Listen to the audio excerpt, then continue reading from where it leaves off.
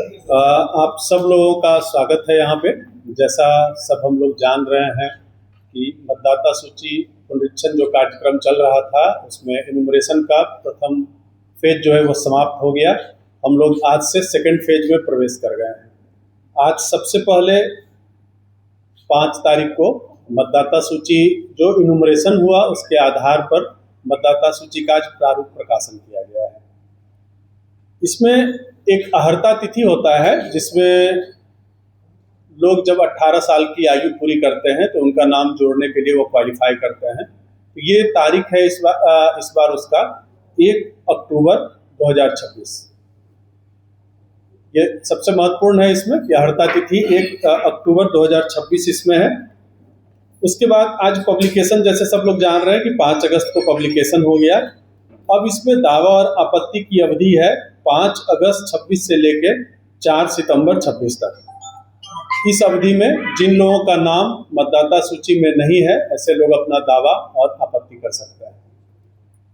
इसके पश्चात इन दावा और आपत्ति की सूचना और उनका निपटारा करने का काम 5 अगस्त से 3/10/26 तक चलेगा।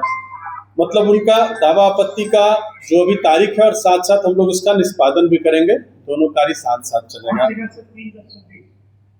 हाँ, 5 अगस्त से 3/10/26 तक 3/10/26 तक वो निपटारा हम लोग फाइनल कर लेंगे और 7/10 को अंतिम पब्लिकेशन हो जाएगा। मतदाता सूची का जो अंतिम प्रकाशन होगा वो 7 अक्टूबर को होगा।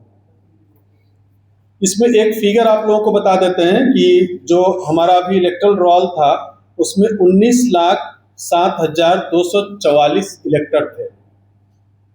19,07,244 वोटर थे। इसमें से 13,10,870 वोटर मैप हो गए हैं। इतने लोगों की मैपिंग हो गई है। 2003 का उनका मैपिंग हो गया है। क्लियर है सब लोग को? इसमें जिन लोगों का मैपिंग नहीं हुआ ऐसे 2,09,228 लोग थे जिनकी मैपिंग नहीं हो सकी। इसके अतिरिक्त कुछ एनोमेलीज वाले लोग हैं जिनका कुछ त्रुटि है कहीं पे, मतलब कंप्यूटर में शो किया जा रहा है कि कुछ उसमें त्रुटि है। इस बार एक और महत्वपूर्ण चीज है कि मतदान केंद्रों की संख्या में वृद्धि हुई है। पहले 1922 मतदान केंद्र थे, अब उसमें 261 बढ़ गए हैं और टोटल मतदान केंद्र अपने जिले में हो गए हैं 2183। जो अभी हमारे पास फिगर आया है उसमें 66 थर्ड जेंडर के लोग भी इसमें अप्लाई किए थे फॉर्म के लिए, जिनका कि इसमें नाम आ गया है, वोटर लिस्ट में आ गया है। अब इसके पश्चात जो कार्य शुरू होगा वो सबसे उसमें महत्वपूर्ण कार्य होगा कि जो लोग 1 अक्टूबर को 18 साल की आयु पूरी कर रहे हैं वैसे लोग अपना नाम जोड़ने के लिए फॉर्म 6 में अप्लाई करेंगे।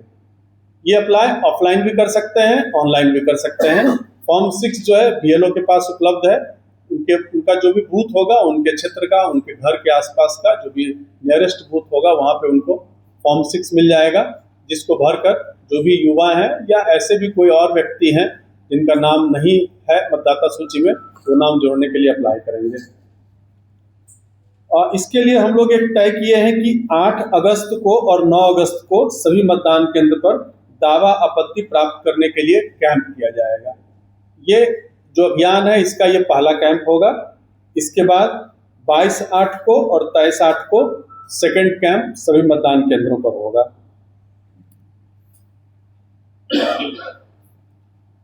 एक और महत्वपूर्ण चीज इसमें है कि इस बार 15 अगस्त को हम लोग 11 बजे से 1 बजे तक ग्राम सभा का आयोजन करेंगे। ग्राम सभा का आयोजन जो है वो संबंधित पंचायत के पंचायत भवन में होगा और शहरी क्षेत्रों में उनका वार्ड में किया जाएगा, जिसका अलग से आपको जगह के बारे में सूचना उपलब्ध कराई जाएगी।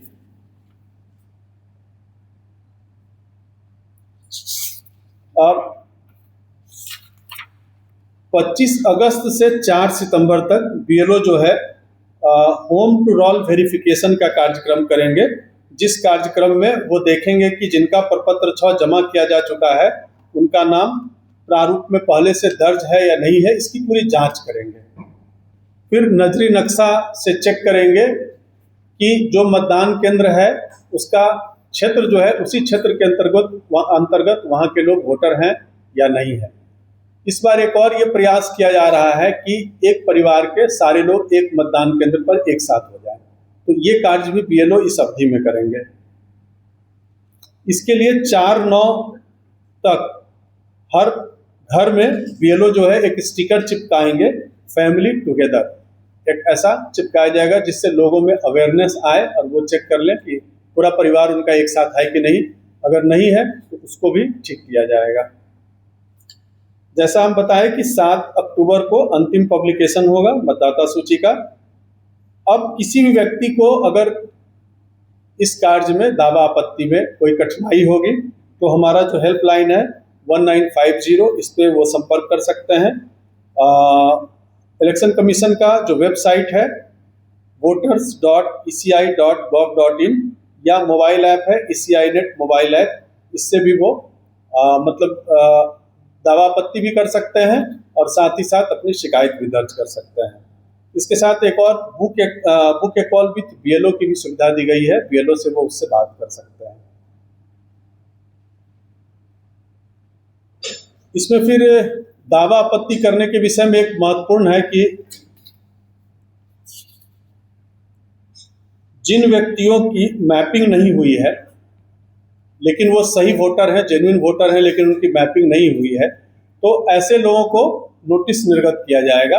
एक उनका इलेक्शन कमीशन के तरफ से ही एक नोटिस वहां से आएगा, रेडी नोटिस आएगा, जिसको डाउनलोड करके उनको बीएलओ के द्वारा सर्व किया जाएगा और उसमें एक तिथि और स्थान निर्धारित किया जाएगा जिस तिथि पे आकर के वो अपना डॉक्यूमेंट, जो 12 प्रकार का डॉक्यूमेंट पहले बताया गया था, उसमें आधार कार्ड को छोड़कर शेष डॉक्यूमेंट के साथ अपना दावा प्रस्तुत करेंगे कि हमारा मैपिंग कर दिया जाए, हम जेन्युइन वोटर हैं। तो इस पीरियड में उनका सुनवाई किया जाएगा। अगर उनके डॉक्यूमेंट्स जेन्युइन होंगे तो उसके आधार पर उनका नाम वोटर लिस्ट में जोड़ने के लिए अनुशंसा किया जाएगा, और अगर वो नहीं जेन्युइन वोटर होंगे, जो भी वो डॉक्यूमेंट प्रस्तुत करेंगे उसके आधार पर ये प्रूफ नहीं हो पाएगा कि वो भारत के नागरिक हैं, तो उनका नाम हटाने के लिए भी या वोटर लिस्ट में नहीं जोड़ने के लिए आदेश पारित किया जाएगा। ये आदेश जो है ERO AERO को करने के लिए बूथ हम लोग डिवाइड कर दिए हैं। हर ERO AERO को 50-50 बूथ ऐसे हम लोग बांट के दिए हैं, जिसमें कि उनका निश्चित एक स्थान भी निश्चित होगा कि किस तिथि को किस जगह पे वो सुनवाई करेंगे। इतनी सारी सूचनाएं अभी है। फिर हम लोगों का जैसे आगे कार्यक्रम बढ़ेगा, अगर इसमें कोई और नई बात आएगी या किसी प्रकार की कोई समस्या आएगी तो हम लोग फिर आपसे बात करेंगे। हम लोग उम्मीद करते हैं कि पिछले चरण के दौरान आप लोगों ने बहुत अच्छा इसको प्रचार प्रसार में बहुत सहयोग किया था, जिससे काफ़ी सफल रहा हमारा कार्यक्रम।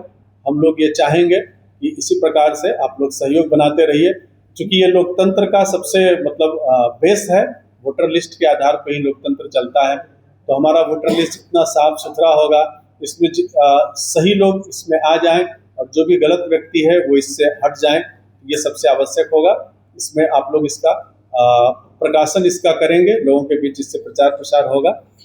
यही हम लोग कामना करते हैं। धन्यवाद।